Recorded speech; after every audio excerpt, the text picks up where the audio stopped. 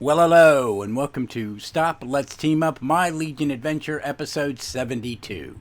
And we are up to the Action Comics era, if we're going to call it an era. It's a short era, where Legion of Superheroes has been demoted from the main feature in Adventure Comics to become a backup feature in Action Comics, so Supergirl could take over and be the lead in Adventure.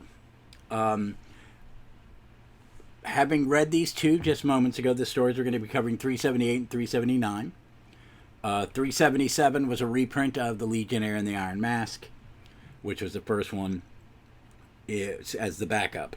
Probably to give them time. I don't know why, because these stories are shorter, but they had a little pause and they did a reprint.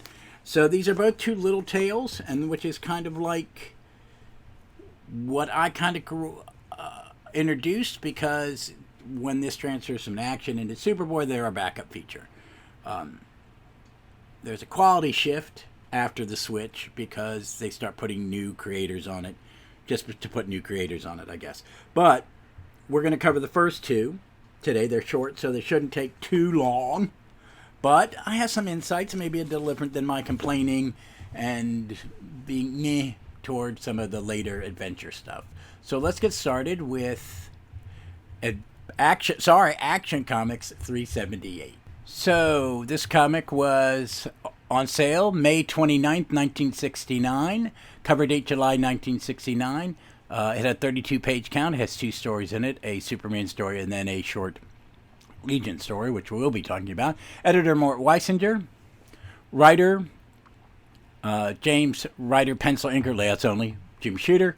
Penciler Win Mortimor.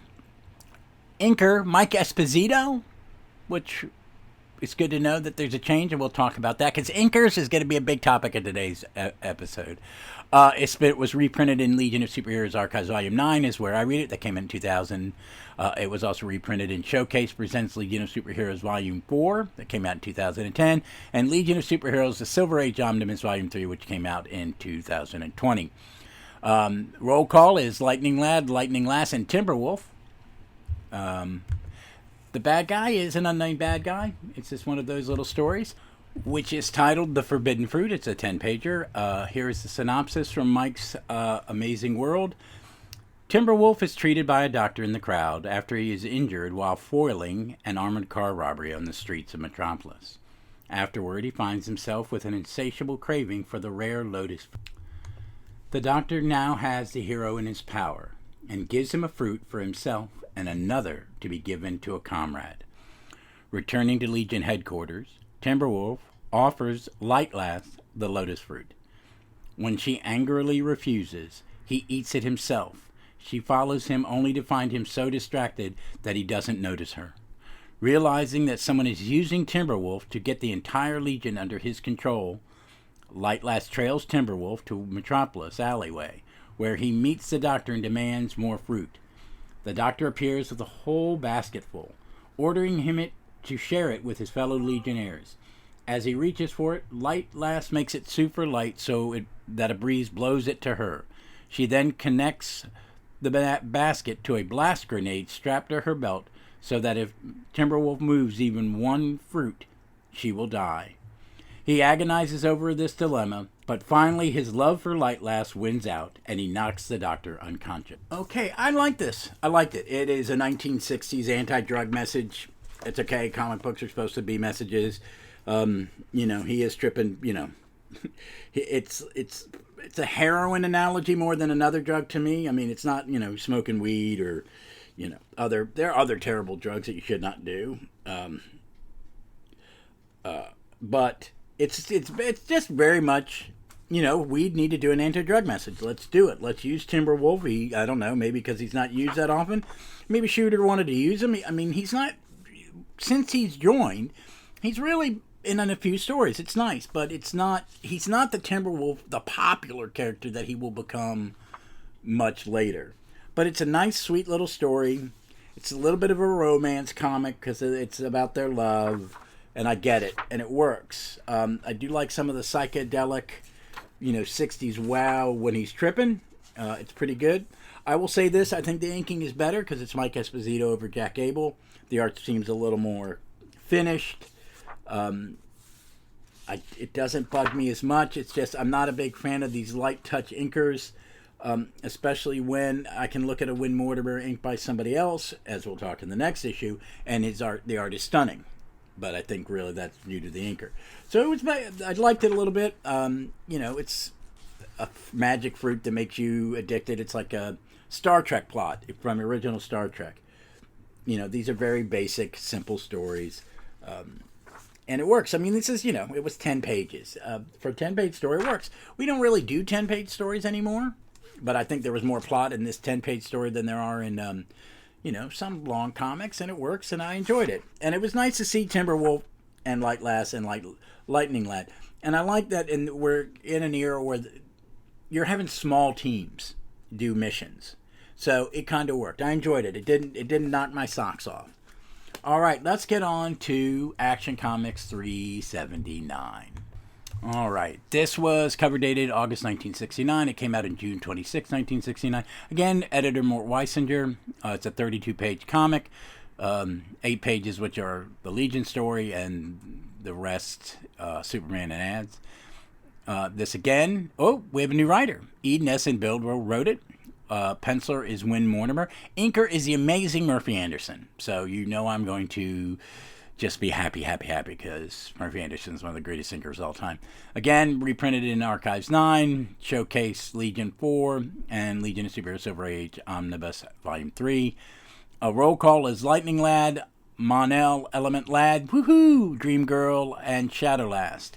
The villain is Sunburst, sun-powered villain. No further appearances in Uli Algor, who is the bad guy in it. And you'll get to that when we go through the synopsis.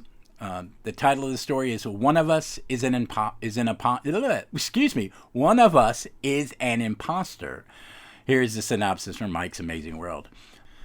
The Legion computer alerts a small group of Legionnaires that one of them is an imposter. Before the computer can reveal the intruder's identity, it explodes. The Legion is then called away to battle Sunburst, a crook with solar powers similar to Sunboy. Dreamgirl receives a vision that Sunburst will be defeated by his own power. Lightning Lad and Element Lad both fail to stop him, and Mon-El is weakened when he attacks. Finally, Shadow Lass is able to blind Sunburst, allowing Mon-El to knock him out. After the battle, the Legionnaires accuse each other of being the imposter. Only Shadow Lass's powers seem to work correctly. However, Mon-El unmasks her as the intruder. She was working with Sunburst in order to infiltrate the Legion. Okay, first off, I really like this one. One, because it was freaking gorgeous. Murphy Anderson's art just does everything right that makes me want to look at the comic. I mean, it's better inks, it's more finished. It's more complete. I really think Jack Abel traces. He is what, he'd be a tracer. And I'm saying that bad, and I don't really want to dog anybody, but it was really, really an improvement over Jack Abel and Mike Esposito. The characters look great. The action is good. The computer stuff in the background. I'm looking on page 2 in the bottom panel, and I may share this if I can find a digital copy of this image, because this is not on the app. It's absolutely criminal.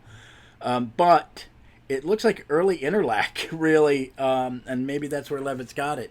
But it's great. Sunburst, it's got a great costume. I think this is the first time I've actually read this comic. I really think I may have missed this somehow in all my years of reading Legion. But it's a great I actually thought this might be Cockrum pencils when I was reading it. I said, wow, I didn't know. He didn't do it now. This couldn't be Cockrum. Because Anderson inked some Cockrum, which is, so gorgeous. But it's just a great costume. It works. It just works so well. Every bit does. Every bit looks great. It's got that Legion trope where, all this stuff happens and, one of us is an imposter, blah, blah, blah, and then one of them figures out, so it'll puzzle. But, it's a great 8-page comic. It looks beautiful. It works as a story. It's got characters I love. And my love of Element Lad came later in like the late 70s and 80s, when he was written he just floated to the front. I think maybe Levitz and Giffen both liked him. I don't know. but it worked real well. I enjoyed it. These are fun little backups. I'm gonna look on the bright side with this era because, I've been kind of not as engaged because I've not been as big a fan of the art. I really like this. Maybe just these little short comics are good and enjoyable and a little more, they just work better because they're shorter. Maybe that's it. I don't know. I really enjoyed these two. I got a handful more. It's all in this archive. I'm about halfway through the archive. So when they get to this, then we'll go to the Superboy backups where the Legion just takes on a whole new life with writers like Bridwell, Nelson E. Bridwell, and Cary Bates, and Jim Shooter coming back, and then Paul, all these other people coming in. But I enjoyed it. It was neat to see Mon-El. He's the deputy leader. I think we're getting up to a Legion change, and I think he becomes the member. I think he's about to become leader in the next election. But it was, fun. All right, folks, that's it for this week. It's a short one because it was only 18 pages. There's not a whole lot to talk about as we move through this, so we'll have some shorter episodes. I'm cramming a lot of recording in this weekend, so this is going to go up. I'm taking a little break in September, the beginning of September, maybe the whole month, just to, catch up when I got some stuff. Work's going to get crazy.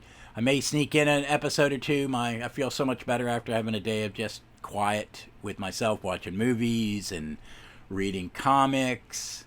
I'm going to record 2 more, another Starman today and one to drop today, which I haven't decided what it's going to be. It's just going to be me talking about what I'm reading. But other than that, just if I disappear for a little bit or we're just quiet, the show goes on a shorter hiatus, I will be there, catch up on old episodes if you haven't. Send me suggestions for stuff to cover. I would love some Marvel, short arcs of any super team because I'm so DC heavy. So DC heavy. So I would love to get some suggestions for weekend books to be Marvel based. And it can be a team up issue, it can be a team, it can be a roll call. Just give me your suggestion. I'd appreciate it. But until then, folks, be smart, be safe, be kind to one another. It can be a harsh world out there. And read some comics. Read some Legion.